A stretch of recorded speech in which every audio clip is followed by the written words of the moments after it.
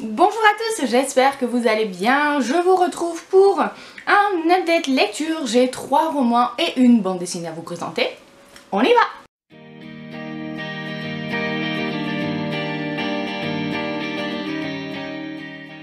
En fait, pour tout vous avouer, ce sont l'intégralité de mes lectures d'octobre, du moins pour l'instant.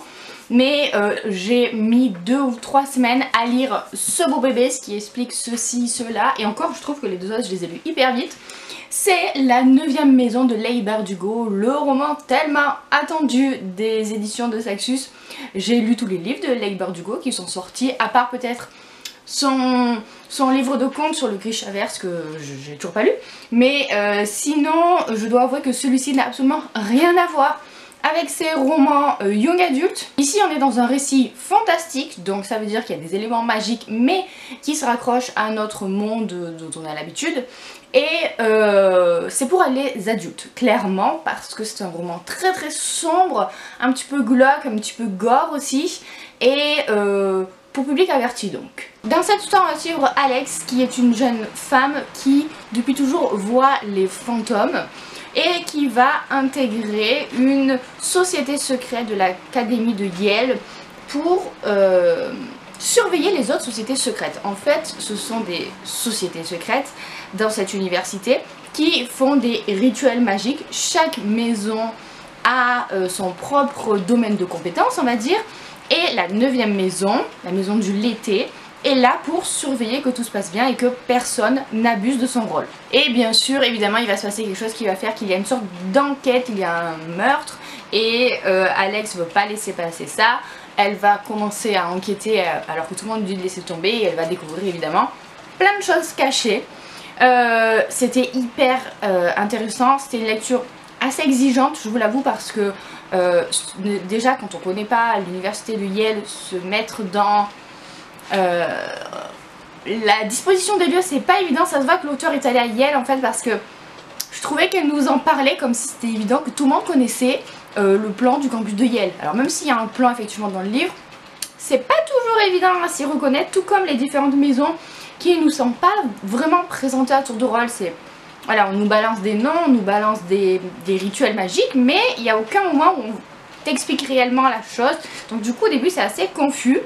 Je vous avoue que j'étais un petit peu perdue, mais je me suis accrochée et ensuite ça valait vraiment le coup parce que l'univers est très très bien construit.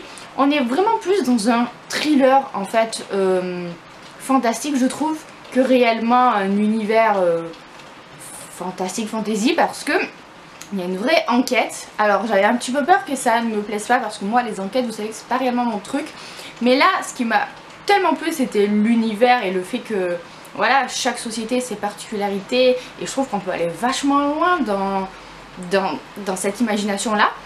Donc du coup ça m'a permis de me raccrocher et finalement j'étais assez intéressée par l'intrigue principale, par où tout ça allait nous mener. Il y a 2 temporalités, ce qui fait que c'est assez intéressant. Il y a une temporalité présente et il y a une temporalité passée qui nous explique en fait comment les choses en sont arrivées là. Et c'était vraiment vraiment bien, voilà. J'ai un petit peu de mal à vraiment sympathiser avec Alex, qui est quand même un personnage assez chaud patate, hein. On peut dire que c'est vraiment une badass, que c'est une anti-héroïne, hein, moi je dirais. Mais au fur et à mesure on apprend à la connaître et on comprend un petit peu pourquoi elle est comme ça, hein, parce qu'elle n'a pas eu une vie facile du tout. Et voilà. Il faut savoir que le livre se termine en cliffhanger de fou, hein, enfin de fou. Voilà, on sait qu'il va y avoir un tome 2 et je suis quand même assez curieuse de le découvrir parce que j'étais un petit peu frustrée d'un aspect de l'histoire concernant Darlington. Je dis juste ça, je ne vous spoil pas. Donc du coup, j'espère avoir les réponses à mes questions. En tout cas, si vous avez envie d'une lecture sombre, hyper bien écrite, avec un univers mystérieux, c'est fait pour vous. À la suite de ça, j'avais besoin d'une lecture plus doudou, plus rapide aussi, parce que je vous avoue que vu que j'ai mis quand même 2-3 semaines à le lire, j'avais envie d'enchaîner sur quelque chose qui se lit vite. Et donc j'ai pris Et tu entendras le bruit de l'eau de Sophie Jomain, qui est un roman très court puisqu'il fait dans les 230 pages, donc vous voyez ça se lit très très vite. Je l'ai lu en un peu plus de 24 heures. C'est l'histoire d'une jeune femme qui est journaliste et qui s'est un petit peu perdue en cours de route.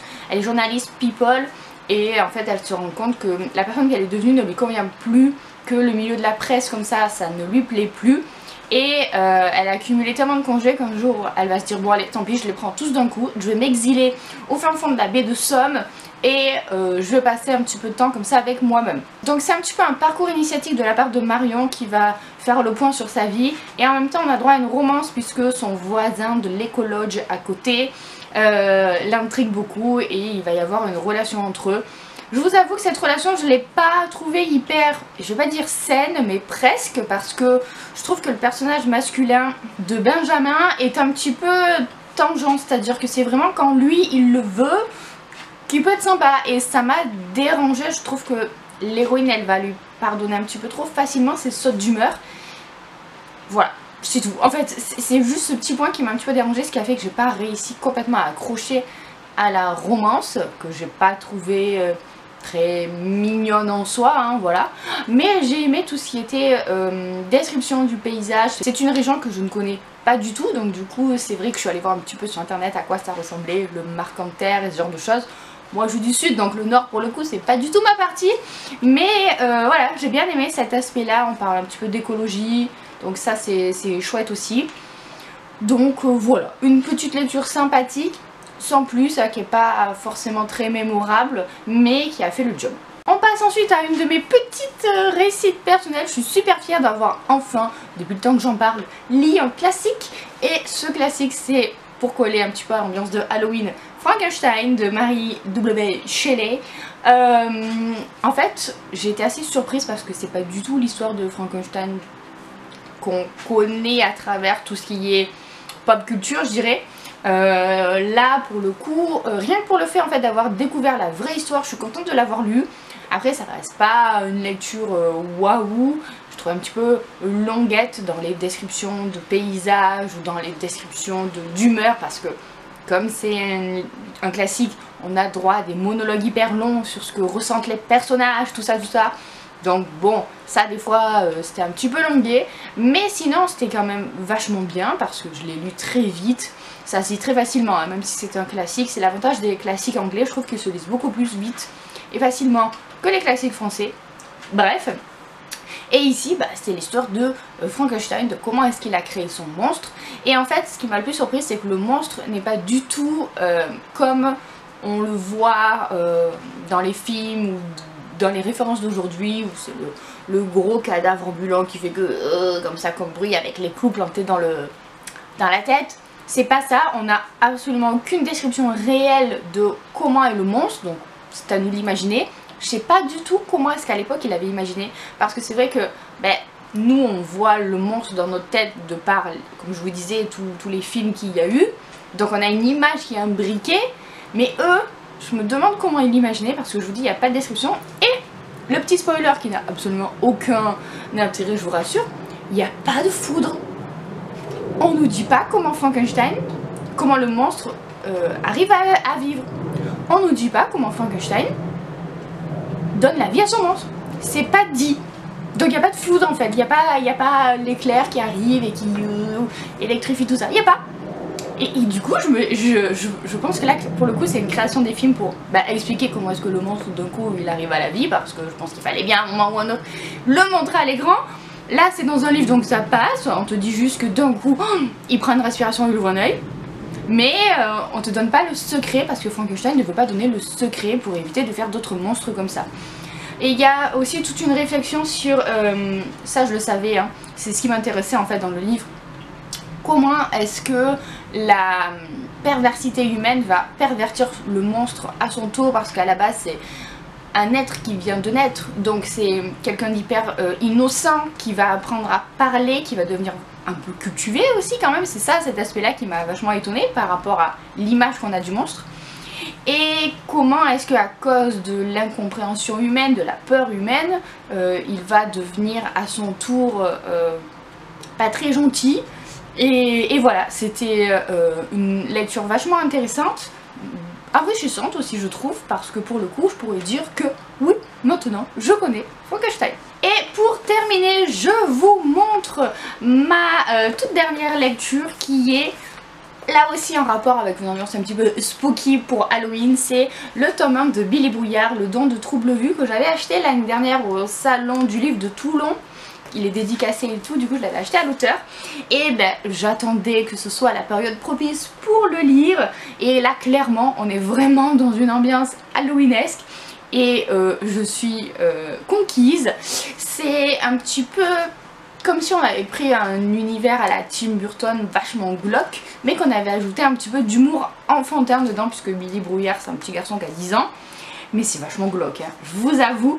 Et en fait on a le droit on alterne entre des planches de BD en noir et blanc, des poèmes vachement lugubres, des pages de gazettes du bizarre, et on a aussi, je vais essayer de vous trouver, des bestiaires, c'est-à-dire des explications sur voilà, différentes bêtes, petites créatures surnaturelles.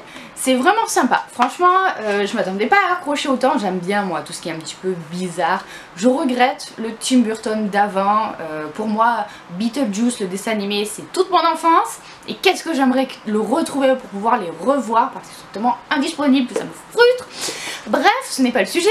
Donc là pour le coup j'aime beaucoup, je cherche à me procurer les autres tomes d'occasion parce que c'est quand même pas donné, mais je pense que je vais essayer de me les procurer parce que je me dis que ça, un petit Billy Brouillard à chaque Halloween, c'est nickel.